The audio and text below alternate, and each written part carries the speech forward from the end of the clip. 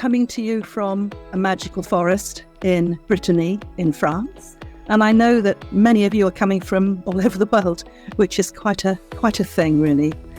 So I am going to be talking to you and reading a bit about trees, specifically the so-called Celtic tree calendar and alphabet. I don't know whether I just had an interruption. Perhaps you didn't hear any of that. But in any case, what I was saying was I'm delighted that Trevor invited me.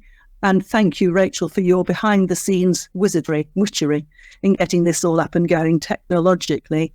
I was just saying that I'm speaking from Brittany in France. I live very close to a very magical forest that features in my book, A Spell in the Forest, Tongues in Trees. I'm an author and a poet. I have a few books in print, novels and creative non-fiction, quite a lot of poetry.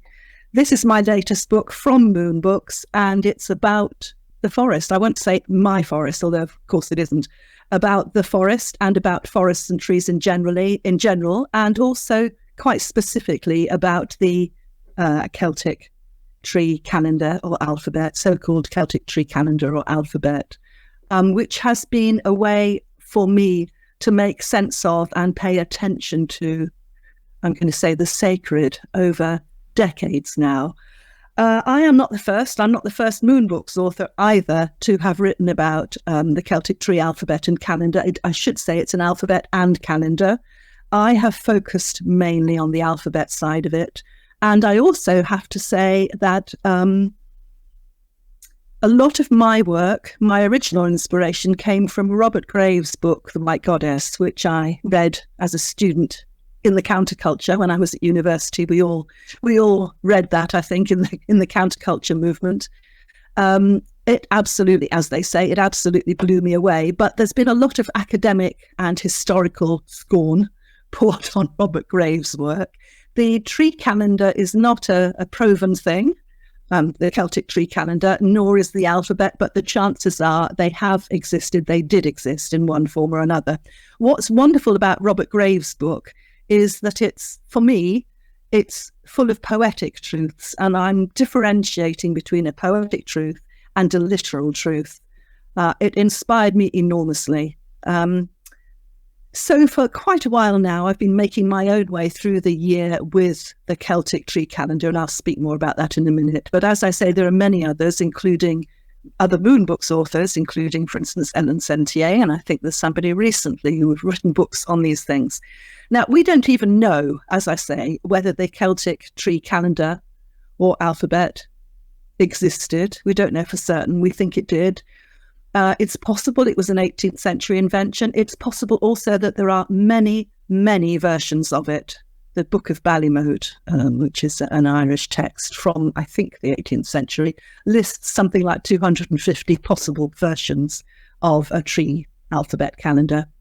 Anyway, I have ended up in this book, in the Spell in the Forest, I've ended up working with 13 trees, and a tree at the very end, on the winter solstice, actually, which is a 14th, the yew, and I'll probably talk a little bit about that as we go through. I want to say that as far as we can tell from this, the tree calendar would have been a lunar calendar.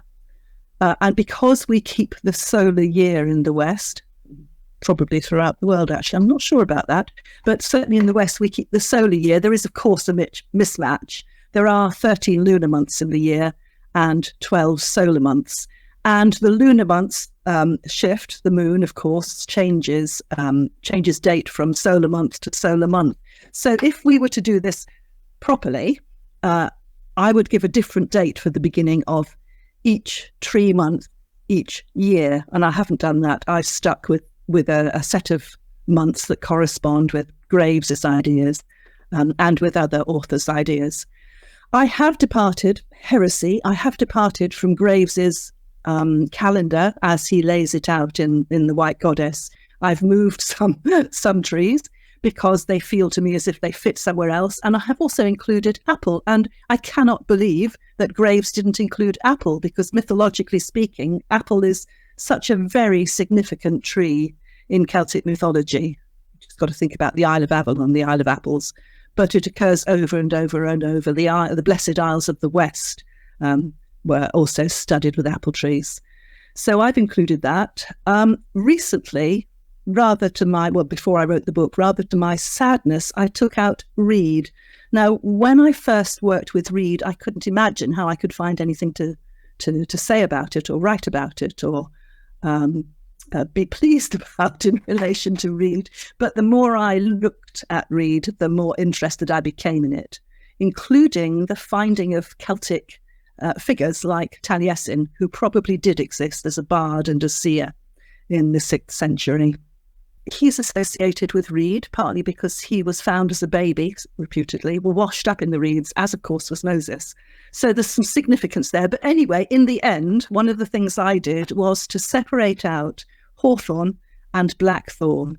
Hawthorn, the tree of the maiden becoming mother, and blackthorn, the tree of the crone or kayak. And it seems to me those are two really important archetypes. So I have them sitting at opposite sides of the year. In a minute, I'm going to read you some poems in relation to all of this. There was something else I wanted to say. Yes, as far as we can tell, the Celtic New Year would probably have begun at Samhain, which is the 31st of October to the 1st of November, 24-hour period. But in the tree calendar, the year begins at the winter solstice, which makes sense in terms of, in the northern hemisphere, it being the longest night or the shortest day. In the southern, of course, that's reversed. But it's an extreme day. So I've gone with that one. And the first tree of that New Year sequence from around the winter solstice is birch. And this works very well. Botanically, birch is a pioneering tree. Birch colonizes. It's one of the first colonizers to come in, along with things like gorse and bramble in the northern hemisphere. It's the first colonizer to come in, and it grows very fast. It spreads its seeds a very long way. So it kind of climbs up mountains, if you like, colonizing with trees as it goes. It's one of my favorite trees. Beautiful tree. And one of the writers on trees, and I can't remember who it is now, Max Adams perhaps, says that if birch were to go, there would be an outcry from poets. And that is true. I think it is the poet's tree, although I could say that of several trees. But birch in particular, I'm very fond of. Very delicate tree for such a pioneering tree. Hardy and resilient, but short-lived.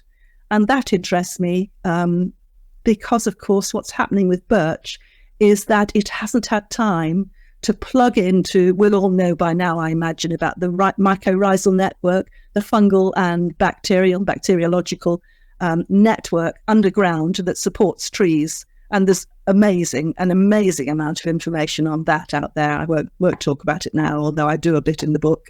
Birch won't have that network to plug into at this stage, not the network in relation to other trees anyway, whether they're birch or whether they're any other tree. So she is short-lived. She grows very fast. She and her offspring travel fast up mountainsides, hillsides, but she doesn't last long. She outgrows her strength quite fast. I think that's an interesting metaphor too for beginnings. However, she is a midwinter tree, and she represents, I think I might want to read your poem rather than that. But before I do that, I'm just going to tell you that I've made a collection of my tree poems. Not all of them are in Spell in the Forest, because some of them have been more recently written, but many of them are. And I've made a further collection of 13 of them, and the 14th, I said at the very beginning, the yew tree. And I'll talk about that if I have time before I leave you. I've called the sequence that's separate from the book, The Roebuck in the Thicket, and a sacred tree calendar. And the reason I've done that is because in Celtic lore, at the winter solstice, at which time the sun stands still, which is what solstice means, or seems to stand still, I should say, in the sky for 3 days, mythologically speaking, a stag of 7 times, that means a full-grown stag, crashes through the thickets of the winter birchwood, bearing the newborn sun, S-U-N, but also S-O-N, Mabon, Christ, as you like, between its antlers. And that's a very potent image for me. The idea of I see it as a white stag in a thicket of birch woods, young birch trees, crashing into the new year with the sun between its antlers. Okay, so I'm going to read you the opening poem from the book, which is quite a general poem. That is, if I can find it, yes, a general poem. It's in my prologue. It's called Tongues in Trees, which is the subtitle of the book. First, it was the big old fir in the orphaned lamb's field at my cousin's, where, astride a curved limb, I learned to hear the whisperings of cedar. That was before Uncle died. Next, it was the cherry, two, in fact, making a fairy tale of a bungalow garden. If in spring I climbed high enough, no one could find me for blossom. Then, solitary adolescent with an old red bike and a penchant for melancholia and wild, I found the greenwood and the ruins of the hermit's cell with its well and thorn tree. At university in the city, I filled the bath with cut willow, intending, I said, to weave baskets. Instead, I let it sprout.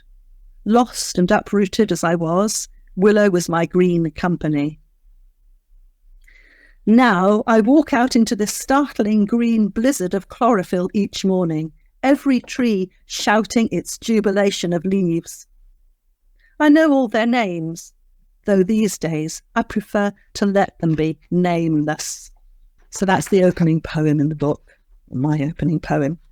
And I was talking about Birch Month. Birch Month, I'm going to mention the title of each month and its dates and its keynote. I'm not going to read all the poems, fear not, I'm going to read some of them. So Birch Month is December the 24th to January the 20th. Its letter, and there's a whole lot more to say about the Celtic alphabet, but I'm not going to do that here. Its letter is B for birch, or beth in the old tongue. And I have two poems for birch, but I'm going to read you another one, a different one from the one I was going to read you. The keynote for birch is, I am a stag of 7 tines in the midwinter birch wood. So here, I call it holding the edge, the birch tree. Boned white under the moon, her trunk is made of rock and the poor soil under the rock. Her branches of owl call and distance. Out there where the hare crouched that time, out beyond the edge of the forest, is where you'll find her, holding herself a little to one side, braving the unknown uplands in her dream of perpetual becoming, the imperative to travel, to make new, creating and recreating forest. In time, they will flock after her, but for now she can only do what she must. Her slender white body, mulberry dark hair with its autumn flakes of gold, bringing light to the arid hillsides, proclaiming the possibility of growth, of continual return. And I think that's all I'm going to say about birch and the opening. So the next tree, and almost all of the calendars agree on this one. They don't on all of them, in all of them, but on all of, oh dear, they don't all agree on all of the trees, but in almost all of them agree on this one. So it's January the 21st to February the 17th. Its letter is L, and it's the rowan or rowan, which is another poet's tree, of course. And its keynote is, I am the mist over a wide river valley. I should say with the keynotes, most of mine are based on Robert Graves' understanding of the Song of Amergin, but not all of them. Some of them I've adapted myself. I've fused different versions.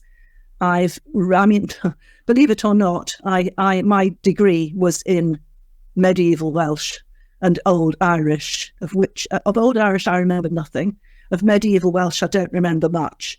But that does mean that I can occasionally plod through some ideas with Irish, with a glossary, an ancient glossary, or a glossary of ancient Irish, and therefore that means that I've made my own versions to some extent. Okay, I'm working out what I'm going to read you. I'm not going to read you Rowan. Lots to say about Rowan, lots to say about all of them, but I'm going to resist. I'm going to move into Ash, and I'm going to read you an Ash poem.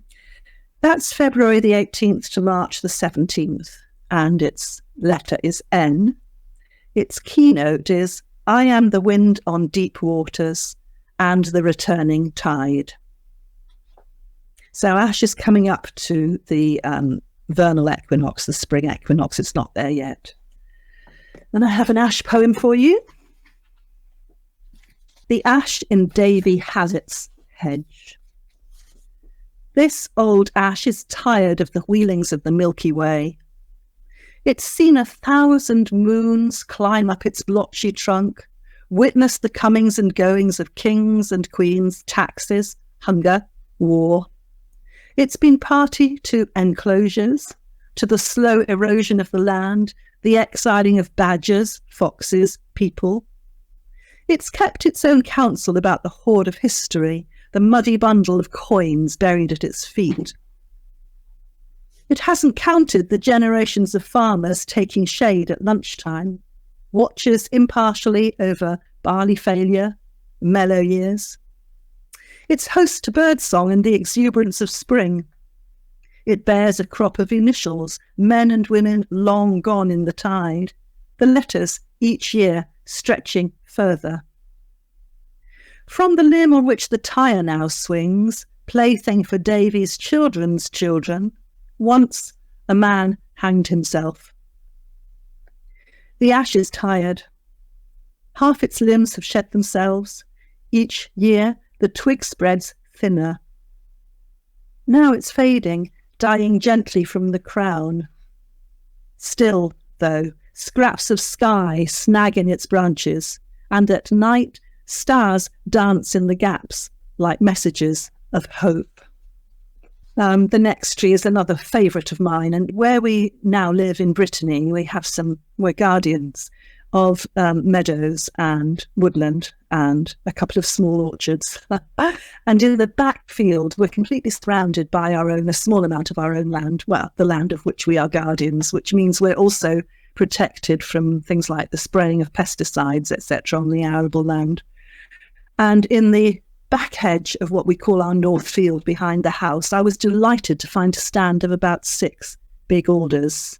I took a long time to catch up with alder. I didn't even know what it looked like maybe 12 years ago. And it has become one of my very favourite trees. It's called Finn, or Bran is a version of that. We now have one of our 2 dogs is called Bran.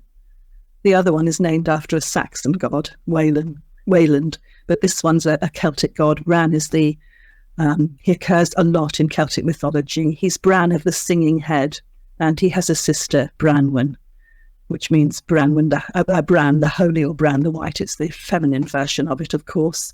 The singing head is interesting, and there's a lot to say about Bran and alder, and I do that in the book. I have a particular favourite place too in the far west of Cornwall, where my family comes from, called Caerbran, which is a high point at the very tip of the land, which is otherwise fairly flat.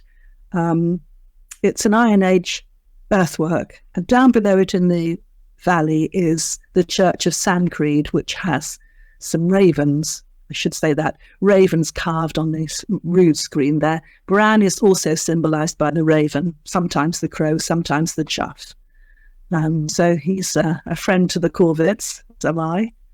And as I say, he represents the alder tree. Very beautiful tree in my mind. So alder month is March the 18th to April the 14th, and it's F as its letter in the alphabet, and its keynote is, I am the song of a shining tear of the sun. And I'm going to read you this one.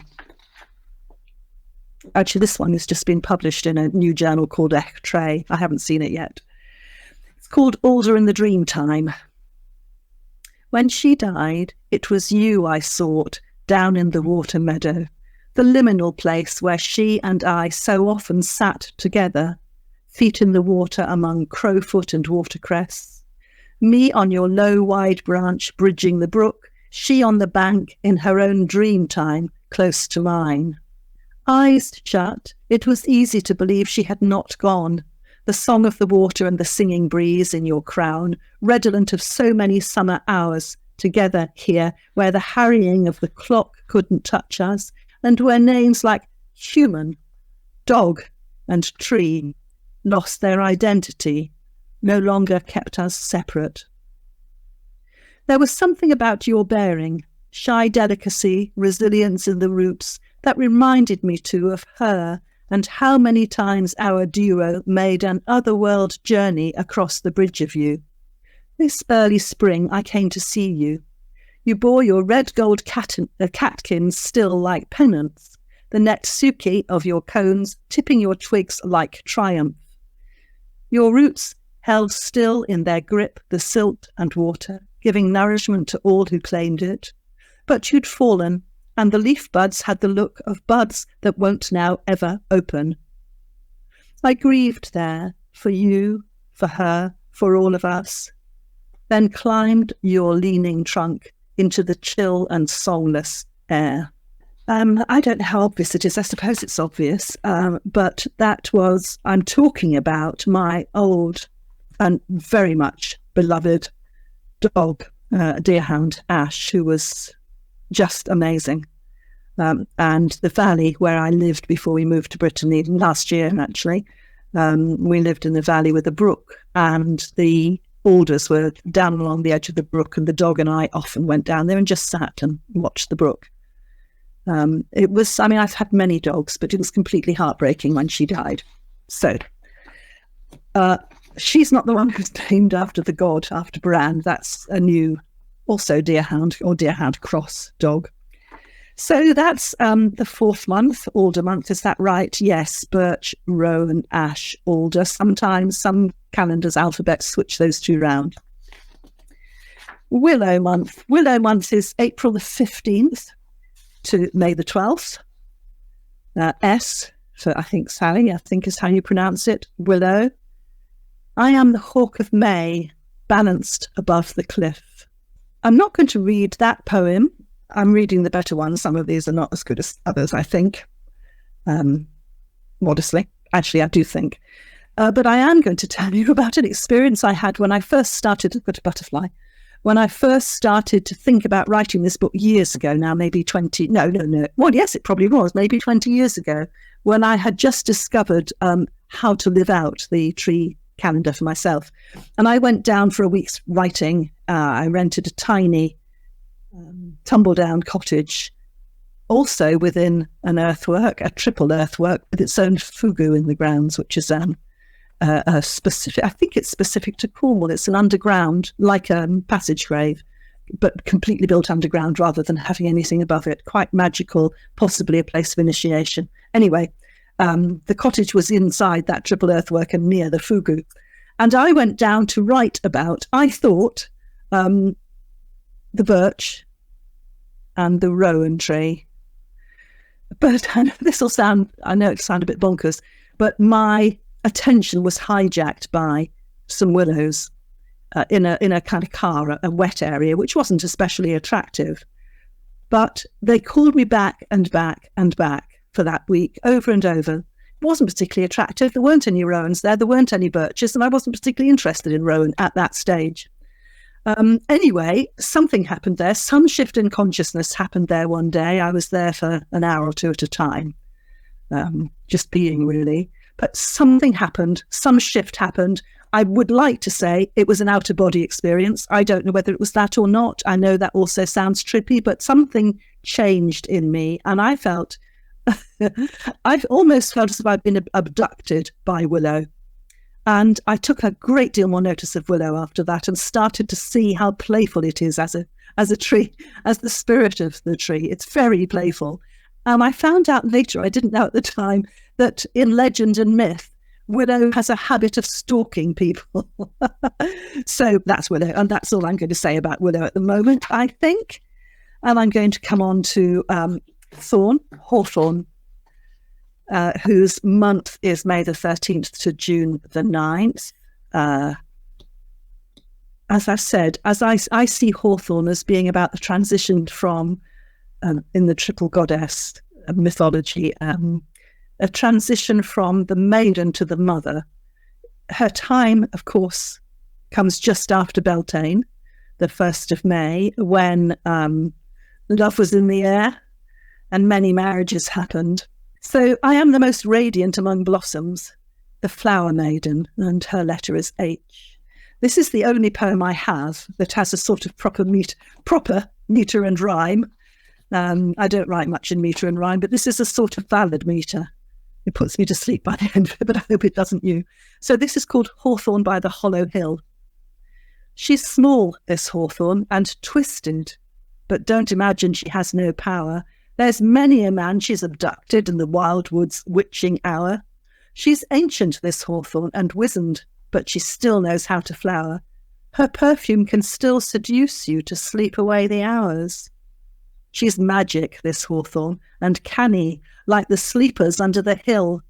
She'll enchant you into her bower, she'll dissolve away your will, until she has you in the garden of her mistress, the elfin queen, and your nights will be white with blossom, and your days awash with green, and you'll forget your wife, and your children, and your life in the other land, for she'll cover your face with her petals, and lead you by the hand to the place where the well spills over in the country below the hill, where a day is as long as a decade, and the sleepers are dozing still.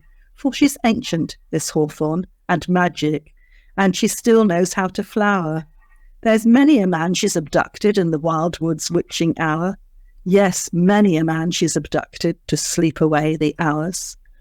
That's another tree that abducts. You will remember, no doubt, various legends, stories, etc. about hawthorn. For instance, there's Thomas the Rhymer, who was abducted under a hawthorn tree. I think it was a hawthorn tree, and taken away to the queen of whatever, the queen of Elfland, the queen of the Hollow Hills. There are others as well, many stories about that. And in my book, there's a story by one of my, I run a course, a year-long course called Tongues in Trees, and one of my students wrote the story that's in this book about hawthorn and abduction. So I'm going to flip through a bit faster because, of course, we're running out of time. And there was I thinking I might not be able to fill up 45 minutes. Am I right in thinking? Yes, I'm right in thinking we move on to Oak Month.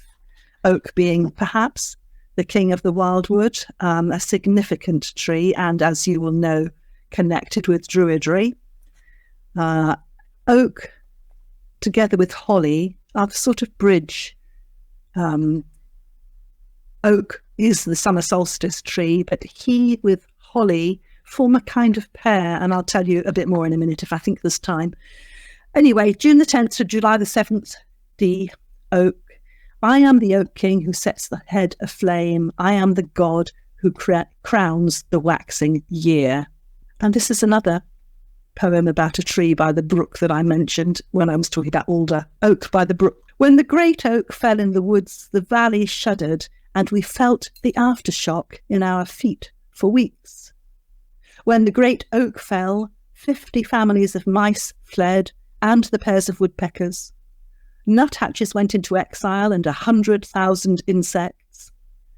The heron and winter's white egrets no longer have a lookout over the minnow brook, no perch for summer's turtle doves. Last week, 1,000 bees hummed in its canopy. This winter, the jays will scavenge for 5,000 fewer acorns. The valley is a wound. The valley is a mouth with a missing front tooth. The valley is Munch's mouth, open and forever a silent scream. When we walk where the oak was, we too are now silent.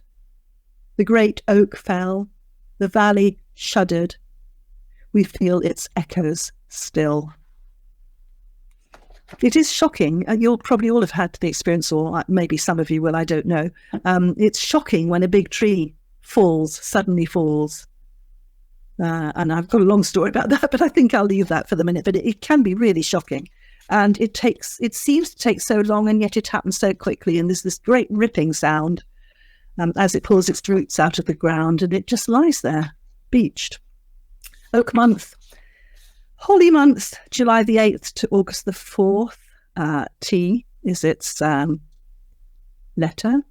I am the battle, the spear, and the god who wields the spear. I am the god of the waning year. So just very briefly, holly and oak battle it out, and many of the commentators on it and some of the legends and myths about the tree calendar and alphabet talk about holly and oak as being the twins. In addition to ruling their months, they each rule a part of the year, 6 months. So oak rules the year from the new year, the winter solstice, up to the middle of the year, just past the summer solstice. And holly rules the waning year, as the keynote says. They battle it out at the summer solstice and at the winter solstice. And there's a connection here with Gawain and the Green Knight. Some of you will know that story, perhaps many of you will know that story, where the Green Knight is, I believe, the evergreen holly who spares Gawain to rule for another 6 months.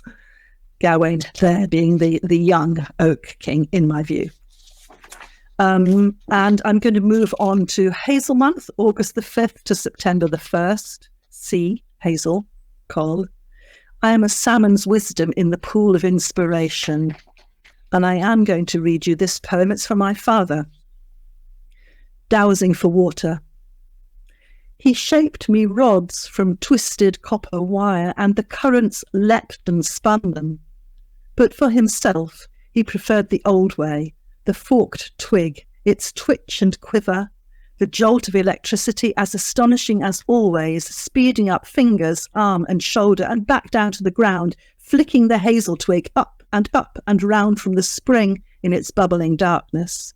And now he shows me, knocks the stake in, tongue of water, silver lightning breaking through into the everyday of our world, into our almost disbelieving minds, which once knew how to do this, even without the help of Hazel.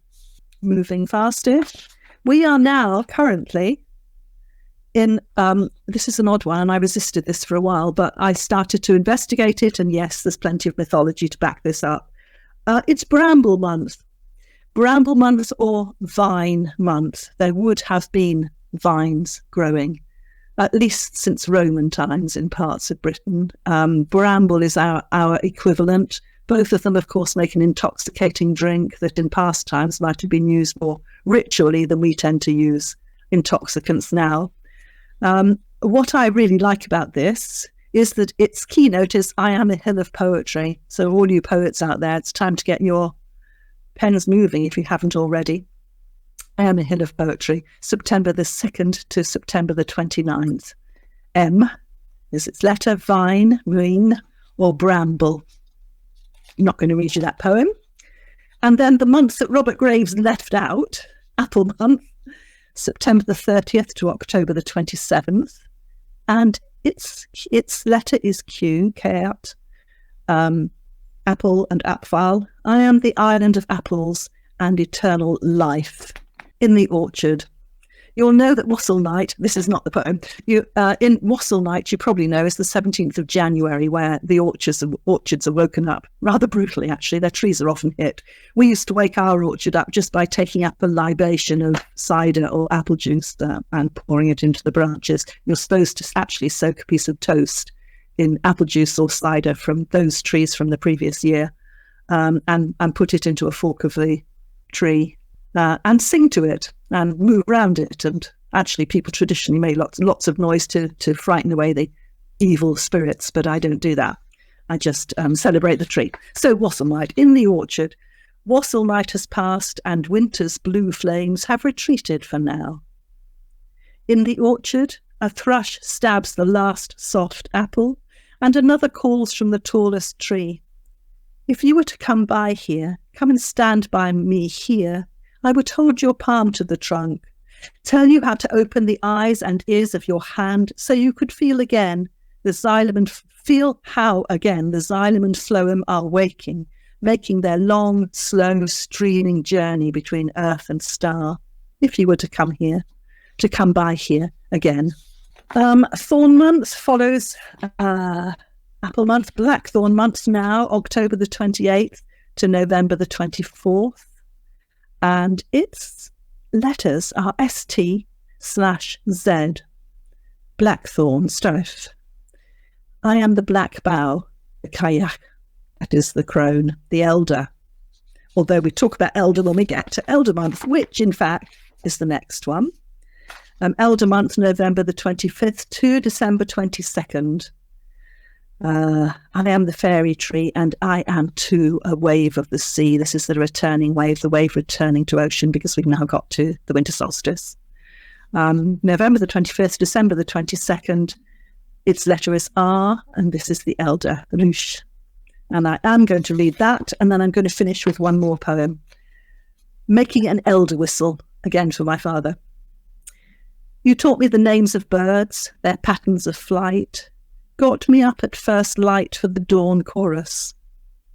Before I was 5, I knew how to catch sticklebacks up to my childish knees in the Venator streams. You taught me which species of water birds rested up in the marshes in winter, how to spell the tides and the movements of the moon. It was you who took me to the holy wells and stone circles of our land, you who showed me how to strip the pith from a neat cut twig of elder, how to shape it, to make a pipe, to whistle up the wind or the fair folk. And that's the end of the year-long tree calendar alphabet. But I have another poem. I'm going to read it as we wind up now. I believe that the yew tree stands at the winter solstice. Some experts say that the world tree in European mythology was probably the yew, not the ash.